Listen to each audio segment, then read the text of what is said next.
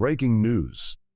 The Pittsburgh Steelers have just shaken up their roster in a major way, and fans everywhere are buzzing about what this means for the season ahead. Big signings, tough injuries, and surprising moves. You don't want to miss this update. Stay with me because the story is just getting started. But before we dive into the details of today's breaking news, make sure you subscribe to the channel, hit the like button, and don't forget to press the bell icon so you never miss an update on everything Pittsburgh Steelers. Now let's get straight into it.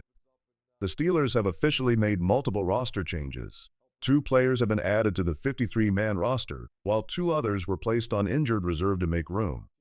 The signings? Safety Chuck Clark and offensive guard Max Scharping.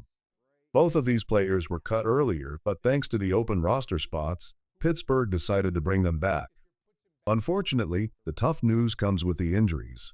Quarterback Will Howard, dealing with a hand issue, and cornerback Dante Kent have both been placed on injured reserve.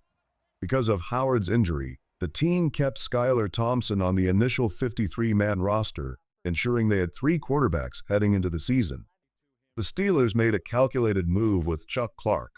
Cutting him wasn't about performance, it was about strategy. As a veteran, Clark didn't have to go through waivers, and because of how late he was signed in the offseason, Pittsburgh knew no other team would swoop in and claim him. That gave the front office a chance to quietly bring him back when the timing was right. Yesterday, they did exactly that. They also added Max Scharping, another offensive guard.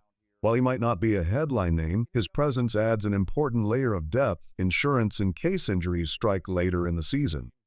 On the other side, Dante Kent never really had a chance to prove himself this preseason. Nagging injuries kept him limited, and now he officially heads to injured reserve. Some fans wondered why Kent initially made the 53-man roster over Bishop Jr., but the answer is simple. The Steelers already knew Kent was headed to IR, which meant a roster spot would eventually reopen. Bishop Jr., meanwhile, has landed safely on the practice squad. So Clark's return isn't just routine business, it fills a real need. When Pittsburgh first cut him, the roster was left with only 3 true safeties, Deshaun Elliott, Juan Thornhill, and Miles Killebrew. That was dangerously thin for a team with playoff aspirations. Sure, Jalen Ramsey can slide over if necessary, but the Steelers wanted security. And now, with Clark back in the mix, the position finally feels a little steadier. Bringing Chuck Clark back wasn't just about filling a gap, it was about adding proven experience.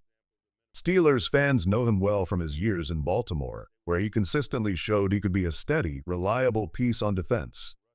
Now Pittsburgh gains not only depth, but also the leadership of a veteran who's played at a high level in big moments.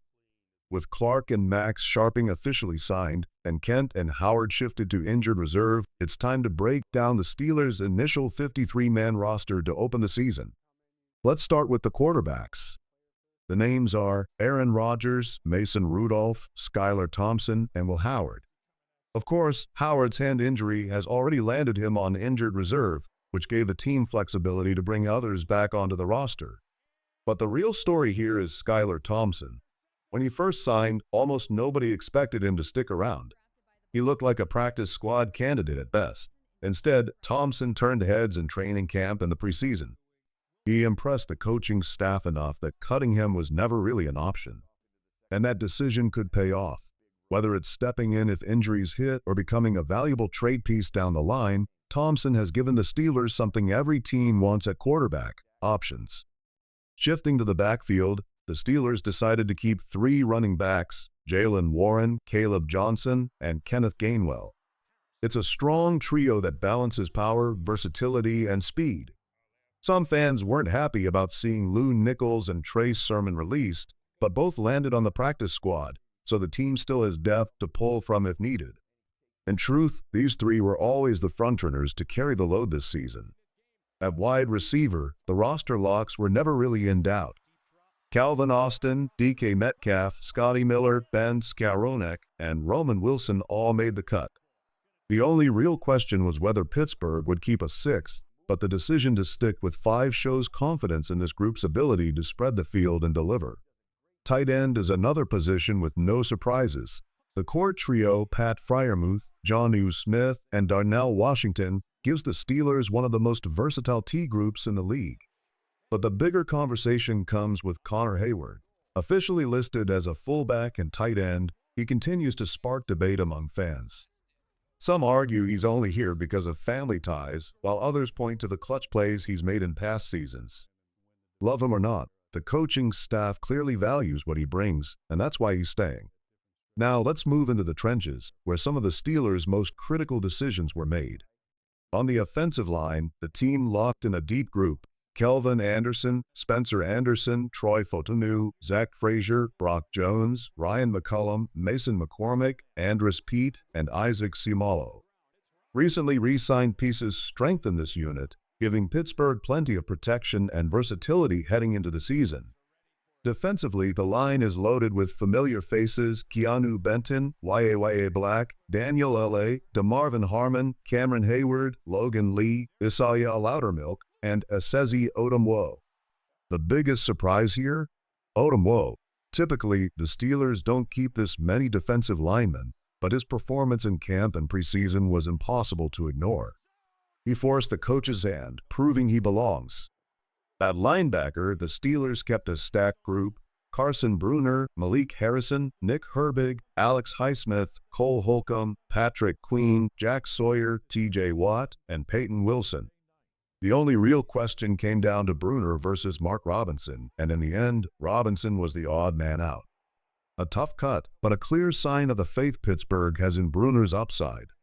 In the secondary, the names are strong and familiar: Brandon Eccles, Deshaun Elliott, Miles Killebrew, Joey Porter Jr., Jalen Ramsey, Darius Slay, and Juan Thornhill. As expected, Dante Kent will be stashed on injured reserve. The heartbreak for fans comes with Beanie Bishop Jr. After a promising rookie season, highlighted by 4 interceptions, he couldn't secure a final roster spot.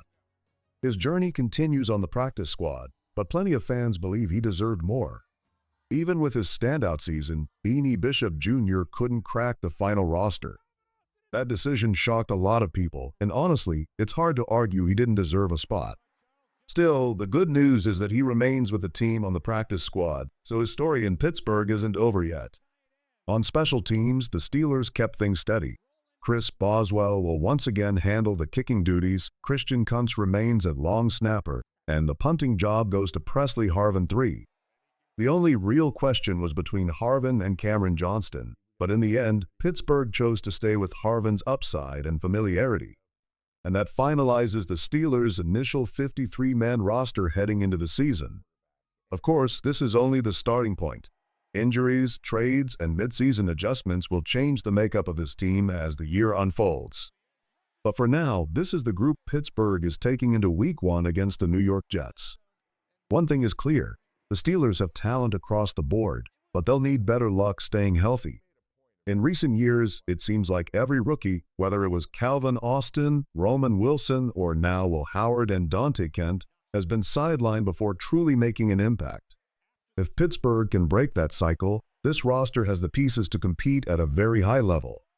So, with the preseason behind us and the regular season just days away, the question becomes: is this roster strong enough to push the Steelers deep into the playoffs, or are more moves still on the horizon?